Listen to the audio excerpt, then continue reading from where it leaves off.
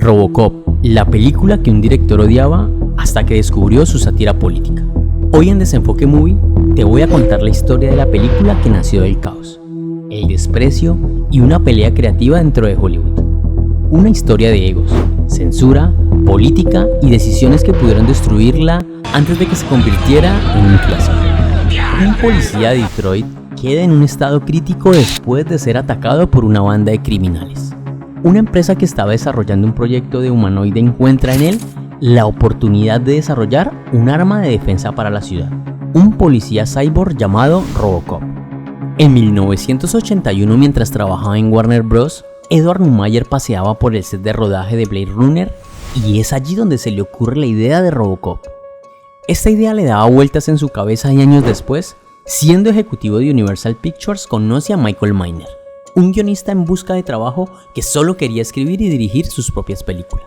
Un día Neumeier le enseñó un borrador del guión que tenía para Robocop y Miner se interesó, ya que coincidencialmente estaban trabajando en una idea similar llamada Super Cop. Ambos deciden trabajar juntos y reescribir el guión. El plan principal era que Neumeier la produjese y Miner la dirigiese. En 1984 terminan el primer borrador de Robocop, The Future of Law Enforcement. Se lo enseñan a su familia y amigos cercanos. El guión pasa de mano en mano hasta llegar a Jonathan Kaplan, quien se lo lleva a su amigo John Davison, productor de Starship Troopers. Entusiasmado, John se lo lleva a Orion con la idea de que Kaplan lo dirigiera. Pero cuando los guionistas terminan la segunda parte del borrador, Kaplan abandona el proyecto por el rodaje de Proyecto X de 1987. El presupuesto inicial de la película era de $7 millones, pero siguió subiendo. Michael Miner aún soñaba con dirigirla y con la salida de Kaplan vio la oportunidad de pedir pista. Pero el estudio le negó la oportunidad y tampoco pudo estar en la producción debido a una enfermedad. Así que Neumeier quedó trabajando con Robocop en solitario. Estuvieron 6 meses tratando de buscarle director a la película y nadie quería apostar por ella. Había sido ofrecido y rechazado por al menos una docena de directores de Hollywood. Entre los que declinaron la propuesta de Orion Pictures se encuentra Kenneth Johnson, famoso por crear la franquicia de ciencia ficción B, La Mujer Biónica, la serie El Increíble Hulk de 1977 y dirigir Cortocircuito 2. Al Scott, considerado un director de culto y conocido por sus films Repo Man and Sid and Nancy. En otros estuvo David Cronenberg, famoso director de La Mosca. El escogido finalmente fue Paul Verhoeven, quien despreció el guión y pensó que era una basura infantil. Le decía a todo el mundo que era una mala copia de Terminator. Robocop fue una película que su director Verhoeven rechazó 2 veces, que casi abandona durante la filmación y que cuyo tono final satírico y ultraviolento surgió del choque entre los productores, el guionista, el actor principal y el director. Y fue su esposa al leerlo quien le obligó a reconsiderarlo. Antes de que Paul Verhoeven siquiera pensara en dirigir Robocop, alguien ya había dicho que sí. Pero no porque viera una sátira política, sino porque vio un producto vendible. Ese sí vino de los productores y del estudio. El guión ya estaba aprobado, la película ya estaba en marcha y eso cambia por completo la historia. Porque Robocop no nació como una crítica incómoda, nació como una película que Hollywood creía poder controlar. El productor John Davison quería un director con una visión fuerte y provocadora, y Verhoeven había llamado la atención en Hollywood después de su película Flesh and Blood. Verhoeven leyó el guión una vez más, pero esta vez desde otra perspectiva. Con guión en mano, descubrió que allí había una película que podía dirigir. La escena más importante que lo conmovió es la que Murphy regresa a su casa y tiene recuerdos de su familia. Esta la convenció de hacer la película. Verhoeven admitió que tuvo que estudiar a Terminator de 1984 para saber cómo rodar una película de acción. En 1985 viajó a los Estados Unidos y le solicitó a los guionistas una serie de cambios a los libretos para proporcionar el drama de la película. Neumeier y Miner hicieron un tercer borrador, pero al director no le gustó, así que Paul decidió quedarse con el guión anterior. Arnold Schwarzenegger fue propuesto por el estudio para protagonizar la película, pero finalmente, tras 6 meses de búsqueda, el escogido fue Peter Weller. El actor no llegó a hacer una audición para el papel. Se reunió con Verhoeven y hablaron sobre la película. Encontraron puntos en común. Antes de continuar, dale like al video y síguenos en Desenfoque Movie. Antes del rodaje, Wheeler estudió los movimientos del personaje con un mínimo para hacer los movimientos adecuados y mezclar los movimientos del robot con un humano. Como era un actor de método, pidió en el set que todos lo llamaran Robo y se sometió a una dieta microbiótica, sin duda un desafío para él.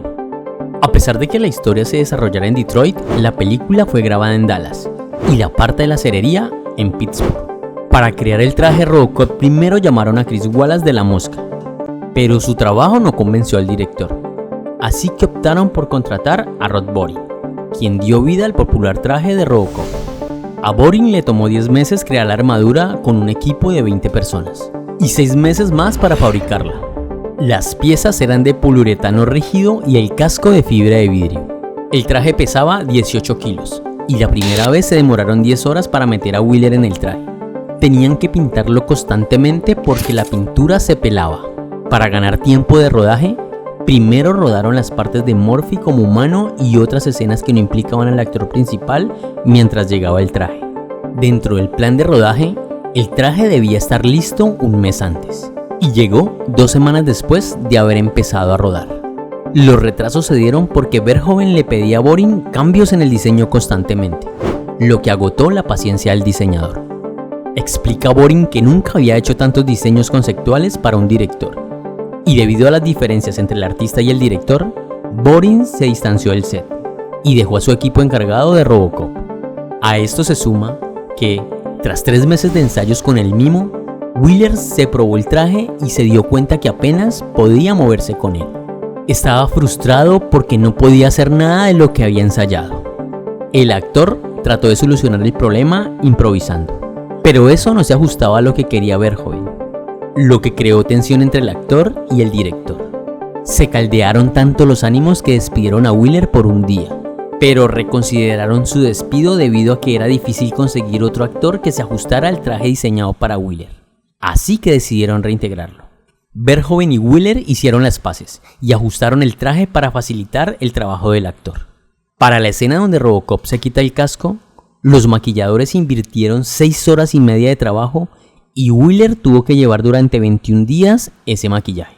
Además del traje de Robocop, Boring fue el artífice de los efectos de la escena donde acribillan a Alex Murphy.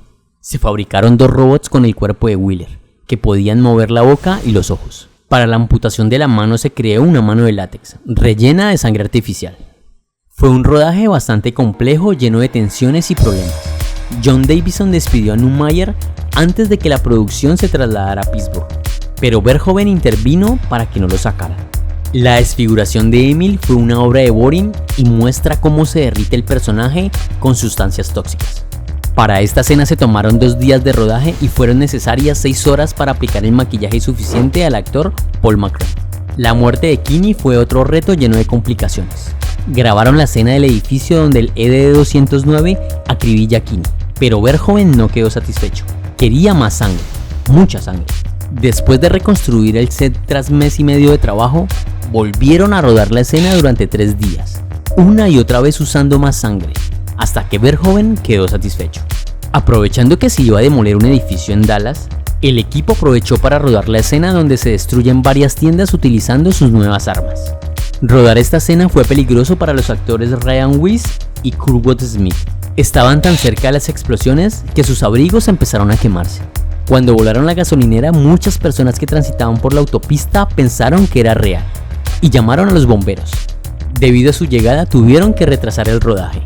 Los problemas de presupuesto salieron a flote. Se contaba inicialmente con $10.7 millones, pero la cifra se había superado. John Davison, muy astuto, no firmó un documento que debía firmarse antes del rodaje y que contenía el presupuesto inicial de la película. Cuando lo firmó, había cambiado el valor del presupuesto por $13.9 millones. A la película le hicieron una prueba con el público y muchos abandonaron la sala al ver la muerte de Murphy. Era claro que las escenas de violencia iban a ser un problema. Su primer montaje recibió una calificación X por parte del MPAA en mayo de 1987. Orion quería una calificación R, así que Verhoeven tuvo que editar la película en 8 ocasiones hasta que le dieron la calificación esperada. Se cortaron las escenas más violentas y algunas perdieron sentido. Cuando el ED-209 acribilla al ejecutivo en el edificio, le quitaron muchos impactos de bala e hizo que la escena perdiera su sentido del humor. Robocop se estrenó el 17 de julio de 1987 y fue un éxito en taquilla, recaudando 53 millones de dólares y siendo una de las películas más taquilleras del verano. A nivel mundial recaudó 120 millones de dólares y se convirtió en una de las películas más taquilleras del año. Ganó un Oscar a la edición de efectos de sonido. A pesar de todos los tropiezos y obstáculos, Robocop se convirtió en una joya del cine, construyendo una crítica brutal al capitalismo corporativo extremo, la privatización de la seguridad, la deshumanización laboral y el consumo de la violencia. Y aunque parece una película de entretenimiento, es una burla directa al sistema que lo financió. Eso es cine inteligente.